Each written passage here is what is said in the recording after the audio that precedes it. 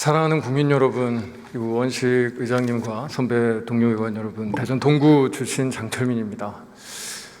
앞에 나와서 보니까 좀 많이 안 계시긴 하네요. 특히 국민의힘 의원님들께도 좀 드리고 싶은 말씀이 있었는데 이 세 분밖에 안 계셔서 좀 아쉽기는 합니다.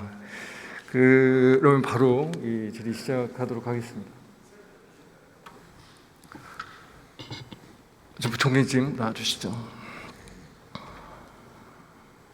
본회의장의 좌석이 거의 비어 있습니다. 일단 본격적인 질의 드리기에 앞서서 방금 김종민 의원님께서 사과에 대한 말씀을 주셨었거든요. 근데 이 부분에 대해서 사과는 제일 쉬운 일이다. 그냥 할 일 제대로 하면 된다라고 말씀하셨는데 그 쉬운 일을 윤석열 전 대통령 탄핵된 이후에 단 한 분도 안 하고 있습니다. 윤석열 본인조차 사과 비슷한 것도 하지 않고요. 정부를 지금 대표하는 한덕수 권한대행이 그런 얘기했다는 거를 제가 거의 아예 확인해 보지 못했고요. 국무위원 중에 어떤 분이 국민들께 우리 공동체에 우리 역사에 성찰하고 사과했다는 얘기 들어본 적이 없고요.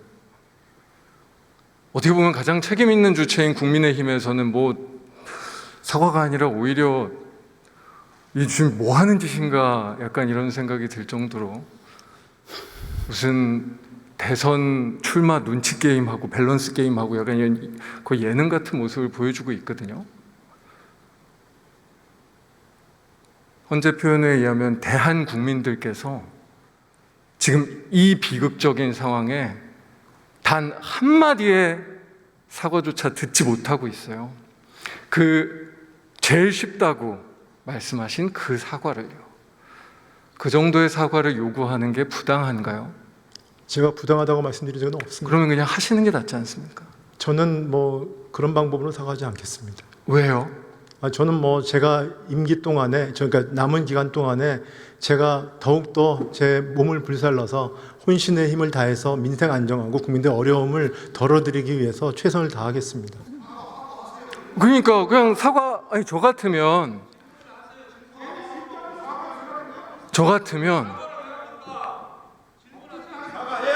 윤석열 정부의 국무위원으로서 특히나 권한대행의 권한대행도 하셨었으니까 이 역사의 비극 앞에, 이 민주주의의 이 공동체의 비극 앞에 무한한 책임을 느끼고 정말로 너무나 고통스러웠던 국민들께, 그리고 사실 공직사회도 얼마나 고생 많으셨어요.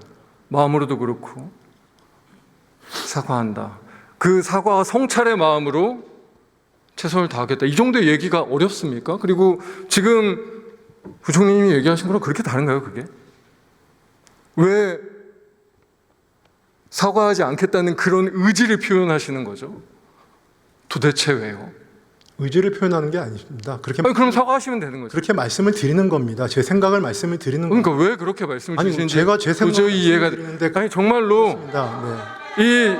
지금 이 윤석열 파면이라는 이 상황이, 그리고 이 말도 안 되는 계엄이라는 이 상황이 대한 국민인 우리 국민들께서 사과 한마디 못 받으실 그런 상황입니까? 의원님, 제가 계엄 이후에 여러 가지 말씀을 의원님들께 드렸고 제 소회도 말씀을 드렸습니다. 그렇기 때문에 이제는 제가 남은 기간 동안에 최선을 다하는 모습을 보이는 게 제가 그렇게 저한테는 그게 사과의 방법이라고 생각해서 그렇게 말씀을 드리는 겁니다. 말과 행동이 일치되면 더 좋은 거 아니에요, 그러면? 말로도 사과하고 행동으로도 사과하고 그 성찰이 어떻게 보면 지금까지 이렇게 망가져온 나라를 바꿔나가는 데 있어서 굉장히 중요한 그런 변곡점을 만들어낼 수도 있는 거 아닙니까? 지금 사실 아무도 사과하고 있지 않잖아요. 지금 국민의힘에서도 그렇고 누가 책임 있는 말들을 하고 있습니까? 100번도 1000번도 10,000번도 성찰하고 사과해야 되는 거 아닙니까? 저는 솔직히 말씀 주셔서 그런데 할 수 있어요.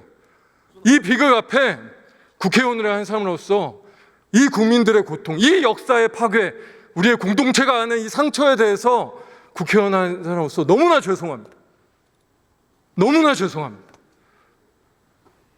그래서 우리 사회가, 우리의 정치가 그 성찰, 그 반성에서 다시 시작해야 된다고 생각합니다. 저도 의원님 말씀에 공감하고 잘 경청하고 있습니다. 참 우리 국민들 사과받기 어렵네요. 우리 국민들이 지금 정부에 뭐 어쨌든 며칠 안 남은 굉장히 과도적인 정부이긴 하지만 책임 있는 분들의 그 말씀 한번 듣기가 그렇게 어렵네요. 그런 이야기는 참 듣기 어려운데 우리가 대선 출마설은 참 많이 듣고 있어요. 한덕수 총리는 대선 출마합니까? 저는 전혀 알고 있지 못합니다. 아니 되게 중요한 일이잖아요. 왜냐하면 지금 권한대행을 하셨었는데 실제로 권한대행을 하셨으니까 한덕수 총리가 출마를 하는 순간 또다시 권한대행이 되시는 거잖아요. 아셔야 되는 거 아닙니까? 글쎄, 그러면 저한테 주어진 일을 전 할 뿐입니다. 네. 아 그냥 한덕수 총리가 출마하면 권한대행 그냥 다시 저한테 하시는 그걸 거예요? 물어보시는 게 네. 적절한 사람은 아니지 않습니까? 그러면 본인에 대해서 여쭤보겠습니다. 출마하십니까? 전 당연히 안 하죠. 그럼 뒤에 계신 국민의원들 중에 누구 출마하십니까? 하신 분 계십니까? 다 안 하시죠? 대선 출마한다는 거 굉장히 쉽게 얘기할 수 있습니다. 지금 부총리님도 당연히 안 합니다라고 얘기하잖아요. 그러면 왜 한덕수 총리는 대선 출마 안 한다? 지금 부총리님이 얘기하시는 것처럼 사과는 쉬운데 내가 해야 되는 사명이 있기 때문에 최선을 다해서 국민을 위해서 일하겠다. 이런 얘기 왜 못합니까? 생각이 있으니까 못하는 거 아니에요? 대선 출마의 그 빌드업을 하고 싶으니까 못하는 거 아니에요? 왜냐면 부총리님은 쉽게 얘기하시잖아요. 다른 국회의원들도 제가 알기로는 이미 열심히 선거운동하고 계신 김문수 전 장관님 말고는 이미 뜻 있는 분들은 나가셨고, 저는 사실 개인적으로는 한덕수 총리가 대선 출마해도 저는 전략적으로 우리 당에는 뭐 나쁘지 않다고 생각합니다. 제2의 윤석열의 아바타와 다음 대선을 치르니까. 그래서 사실 저는 개인적으로는 우리 국회의원들께서 한덕수 총리 한번 나가보시라 라고 해봐도 좋다고 생각합니다. 그런데 너무 대한민국의 비극 아닙니까?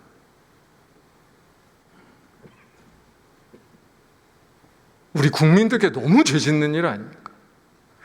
지금 이 나라가 이런 꼴이 됐는데도 사과 한마디 못 듣고 아직도 다 권력자들이 권력 노름이 나오고 있고 나라가 망가지든 말든 무책임한 태도를 보고 계시는 거잖아요. 헌법재판소에서 결정문에서 그런 얘기들을 많이 했죠. 국민의 신임에 대한 배반이다. 국민의 신임에 대한 배반이다. 국민의 신임에 대한 배반을 윤석열 혼자 한 겁니까? 한덕수 총리나 부총리님이나 여기 계신 국민의원들은 국민의 신임에 대한 배반하지 않으셨습니까? 하셨습니까? 답변 부탁드립니다. 국민의 신임에 배반하셨습니까? 하지 않으셨습니까? 제가 계엄 이후에 여러 가지 같은 말씀을 드렸습니다. 네. 국민의 신임을 배반했는지에 대해서도 말씀 주셨습니까?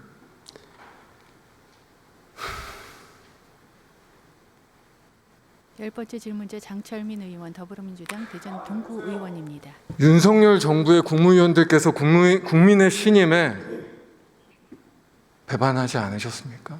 지금 한덕수 총리가 말도 안 되는 헌재 재판관들 임명하는 행태나 오늘도 계속 얘기 나왔지만 국민의힘과 관련된 인사들을 제가 알기로는 거의 30명 가까이인데요.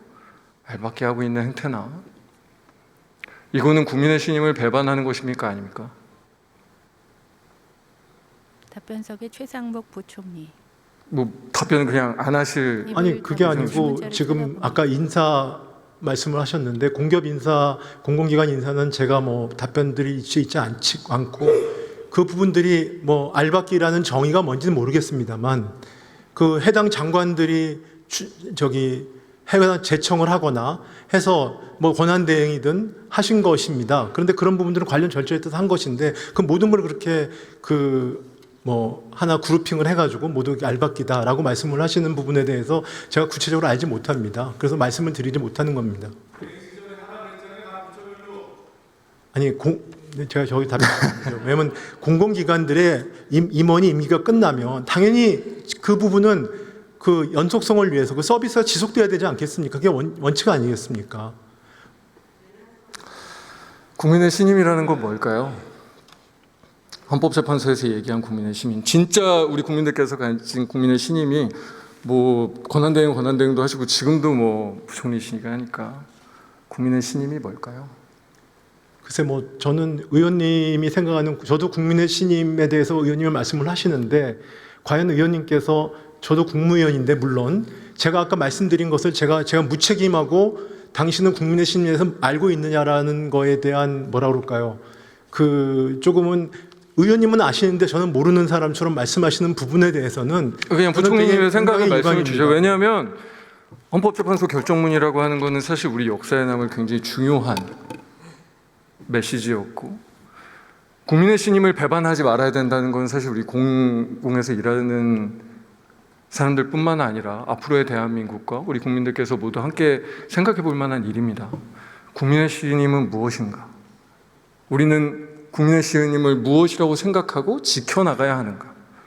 저도 나름 제 생각이 있지만 부총리님도 생각하실 수 있는 거잖아요. 말씀 주시죠. 뭐 지금 대행 내각에서의 국무위원이 가지는 국민의 신임이라 함은 예를 들어서 여러 가지 지금 글로벌 대내 불확실성이 있는 상황에서 국민들이 많은 걱정을 하고 계시니까 이 부분에 대해서 걱정을 덜어드리는 그런 것들이 저는 지금 제가 해야 할 일이라고 생각하고 있습니다.